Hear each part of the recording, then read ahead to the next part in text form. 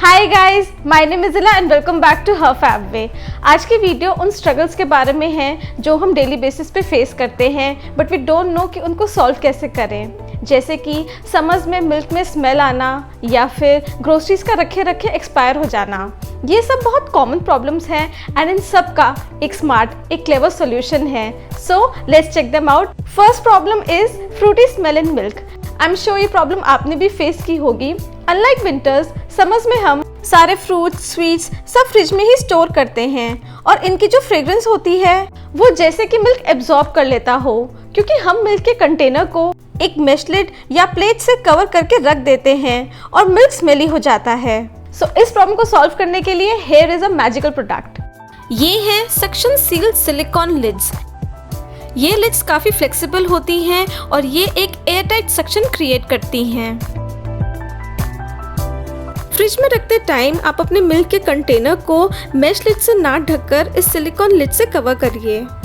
ये आपके कंटेनर को एकदम एयरटाइट बना देती है एंड इसकी ग्रिप भी काफ़ी स्ट्रॉन्ग है। सेंटर में से तो ये हिलेगी भी नहीं। इसको रिमूव करने के लिए साइड से पिक कीजिए। अब इस मिल्क में किसी भी स्वीट की या फ्रूट्स की ओडर नहीं आएगी। आप एक ही लिड को डिफरेंट साइज के कंटेनर्स के लिए यूज कर सकते हैं। सिर्फ मिल्क ही नहीं, आप इनको स्नैक्स कवर करने के लिए भी यूज कर सकते हैं। इनफैक्ट कट फ्रूट्स भी अगर प्रॉपर्ली सील ना हो तो वो फ्रिज में ड्राई हो जाते हैं, इसलिए उनको भी कवर करने के लिए आप ये लिड्स यूज कर सकते हैं।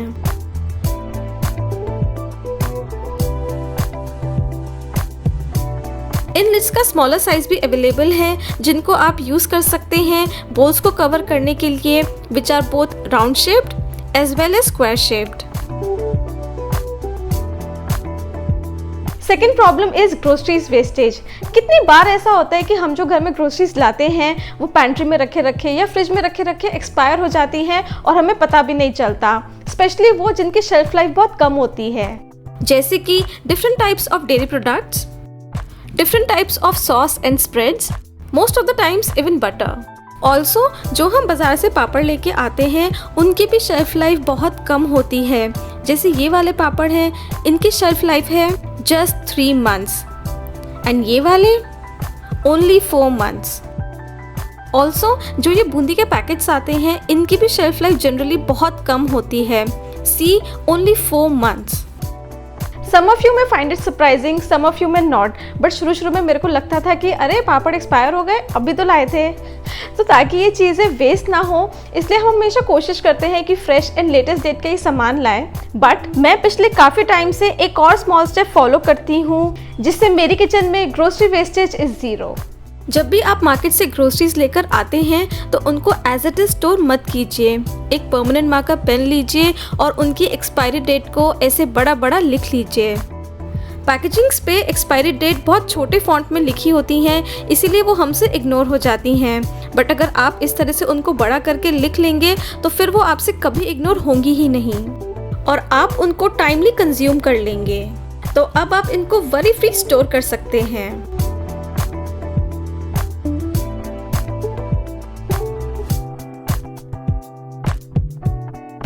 देन अगर आपने कुछ आइटम्स के लिए जार्स डेजिग्नेट कर रखे हैं तो उनकी एक्सपायरी डेट भी आप इजीली नोट कर सकते हैं। उसके लिए मैं मास्किंग टेप यूज़ करती हूँ। जस्ट पुराना स्टिकर हटा दीजिए और नई एक्सपायरी डेट स्टिक कर लीजिए एंड यू आर डन। जब भी आप मार्केट से ग्रोसरीज लाते हैं या फिर ऑनलाइन ऑर्डर करते हैं तो उन पर एक्सपायरी डेट लिखने में आपको 5 मिनट्स भी नहीं लगेंगे। बट ये छोटा सा स्टेप फॉलो करके आप अपनी बहुत सारी ग्रोसरीज वेस्ट होने से बचा सकते हैं। और ये टिप आप across your home even personal care products पे भी अप्लाई कर सकते हैं। This will save you a lot of money. Next tip is for extra gifts. वो गिफ्ट्स जो हमको अलग अलग ओकेजन्स पे मिलते हैं जैसे कि बर्थडेज, एनिवर्सरीज, दिवाली या किड्स को एज रिटर्न गिफ्ट, जैसे कि personal care products, gift PACS, lunch box, wrist watch, apparels etcetera. Gifts अच्छे होते हैं बट कितनी बार हमें उनकी नीड नहीं होती या वो हमारे टेस्ट के नहीं होते, तो वो बस किसी ड्रॉर में या किसी कैबिनेट में कलेक्ट होते रहते हैं। एंड सिमिलर ओकेजन्स पे हम उनको अपने फ्रेंड्स एंड रिलेटिव्स को फॉरवर्ड कर देते हैं and there is nothing wrong with it. अगर कोई चीज़ अच्छी है बट आपको उसकी नीड नहीं है तो घर में वो बस क्लटर ही क्रिएट करेंगी, so it's okay to forward them. But the problem is कि ये जो गिफ्ट्स होते हैं रखे रखे डस्ट कलेक्ट करने लगते हैं, बॉक्सेस पे भी स्क्रैचेस आ जाते हैं एंड देखिए इस तरह से इनके एजेस भी फटने लगते हैं। एंड सोचिए ऐसे रखे हुए अपैरल्स भी कितने डर्टी हो सकते हैं। किसी को गिफ्ट करने से पहले ही ये पुराने लगने लगते हैं, इसलिए don't store them as it is, first wrap them. और इनको रैप करने के लिए आपको कोई एक्स्ट्रा पॉलिथीन या एक्स्ट्रा रैपिंग पेपर खरीदने की नीड नहीं है। I will share a simple hack to pack them without spending any money. Look, जब भी हम क्लोथ्स ऑनलाइन ऑर्डर करते हैं या मार्केट से लेके आते हैं तो वो सारे हमेशा एक पॉलिथीन में पैक्ड होते हैं। क्लोथ्स को तो हम संभाल के रख लेते हैं बट पॉलिथीन्स हम फेंक देते हैं, but please don't do that. One time use plastic को हमें रीयूज जरूर करना चाहिए, सो स्टोर देम टुगेदर। ये सारी पॉलिथीन्स जो मैंने कलेक्ट कर रखी थी इनको अब हम यूज करेंगे ये सारे गिफ्ट्स पैक करने के लिए।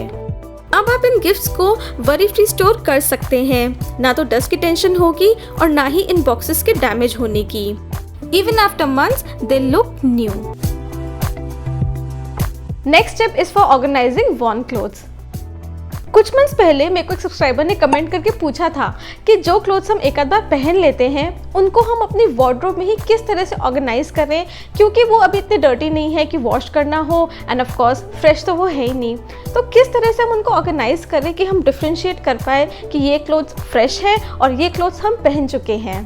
फर्स्ट ऑफ ऑल उन क्लोथ्स को वापस वार्डरोब में रखने से पहले प्रॉपरली एयर ड्राई ज़रूर कर लें। कमिंग टू ऑर्गेनाइजिंग, इन क्लोथ्स को अपनी वार्डरोब में ही ऑर्गेनाइज करने के 5 मेथड्स मैं अब आपके साथ शेयर करने वाली हूँ। फर्स्ट मेथड, आप कोई भी डिफरेंट कलर के हैंगर्स को अलग कर लीजिए और अपनी वार्डरोब में हैंग कर लीजिए। नाउ इन हैंगर्स को आप सिर्फ तभी यूज कीजिए जब आपको वो क्लोथ्स हैंग करने हो जो आप ऑलरेडी पहन चुके हैं। अब आप इजीली आइडेंटिफाई कर पाएंगे कि कौन से क्लोथ्स फ्रेश है एंड कौन से फ्रेश नहीं है। Then if you are someone जो अपनी वार्डरोब में सेम कलर के हैंगर्स ही यूज करना चाहते हैं तो आप थोड़े से हैंगर्स अलग कर लीजिए। देन आप कोई भी नेल पेंट ले सकते हैं या कोई टेप ले सकते हैं और उससे हम हैंगर्स के नेक को मार्क करेंगे, क्योंकि क्लोथ्स हैंग करने के बाद हैंगर्स का सिर्फ वही पार्ट विजिबल होता है। और अब आप ये हैंगर्स ऑलरेडी वॉर्न क्लोथ्स के लिए यूज कर सकते हैं। अगर आप इन क्लोथ्स को अपने फ्रेश क्लोथ्स के साथ मिक्स नहीं करना चाहते, so the next 3 methods are for you. First of all, आप अपने वार्डरोब के बैक साइड में एक हैंगर में कोई भी साड़ी कवर या दुपट्टे को हैंग कर सकते हैं और उसको एज वार्डरोब सेपरेटर यूज कर सकते हैं।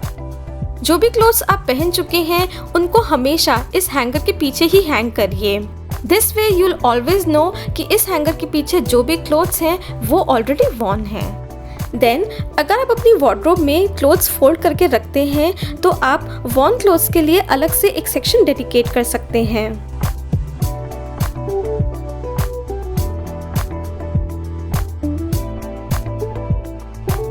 इफ यू वांट आप उनको अलग से एक बास्केट में भी रख सकते हैं।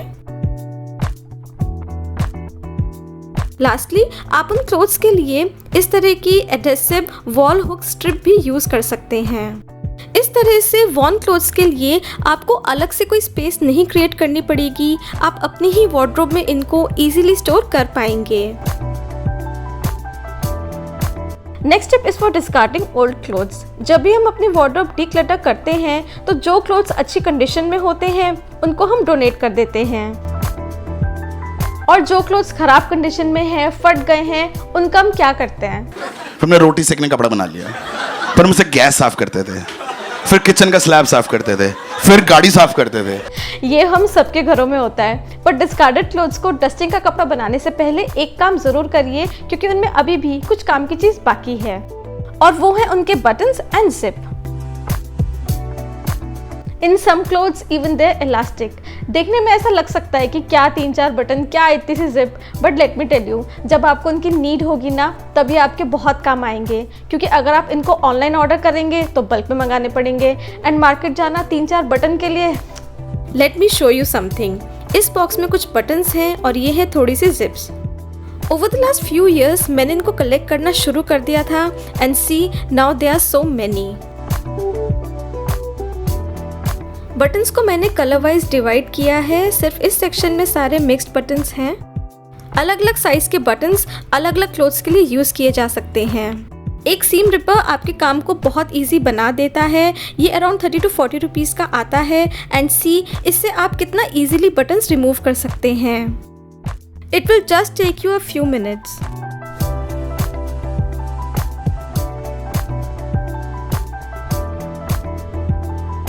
And our job is done.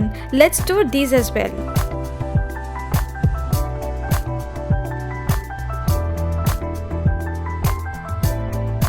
इस टिप को फॉलो करके आप बटन से ऑल तो सेव कर ही रहे हैं, लेकिन फ्यूचर में अगर आप इनसे कोई सरफेस डस्ट करते हैं तो उन पे भी कोई स्क्रैच पड़ने का रिस्क नहीं रहेगा।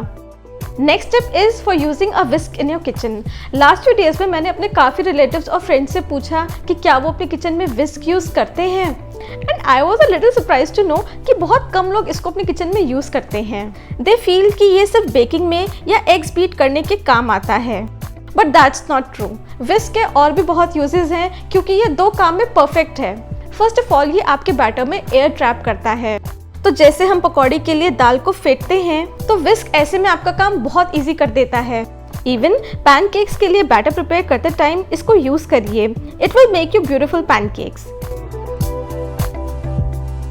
विस्क का सेकंड फंक्शन है कि ये आपके बैटर में, सॉस में लम्स नहीं पड़ने देता। फॉर एग्जाम्पल, कढ़ी बनाते टाइम जब हम बेसन को और कर्ड को मिक्स करते हैं तो उसमें जनरली लम्स बन जाते हैं, बट अगर आप विस्क यूज करेंगे तो कोई लम्स नहीं बनेंगे एंड एकदम स्मूथ मिक्स प्रिपेयर हो जाएगा।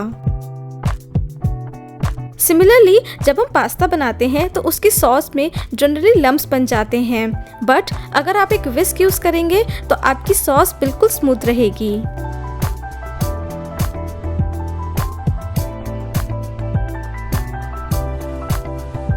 For preparing any mix, this can prove to be really helpful, even while making custard. And the last tip is for toothbrush holders. आपने ज़रूर नोटिस किया होगा कि जो हमारा टूथब्रश होल्डर होता है उसके बेस में काफ़ी वाटर कलेक्ट हो जाता है। It's so unhygienic. इसीलिए कभी भी ऐसा टूथब्रश होल्डर मत लीजिए जिसको आप क्लीन ही नहीं कर सकते। उसके बाद आते हैं ये वाले टूथब्रश होल्डर्स जिनका माउथ वाइड है बट वाटर ड्रेन होने का कोई प्रोविजन नहीं है। They are better but not the best. हमेशा ऐसा टूथब्रश होल्डर लेना प्रेफर करिए जिसका बेस इजीली एक्सेसिबल हो और आप उसको कन्वीनियंटली क्लीन कर पाएँ। टूथब्रश होल्डर के बेस में आप एक स्पॉन्ज भी लगा सकते हैं ताकि वो सारा एक्सेस वाटर एब्जॉर्ब कर ले।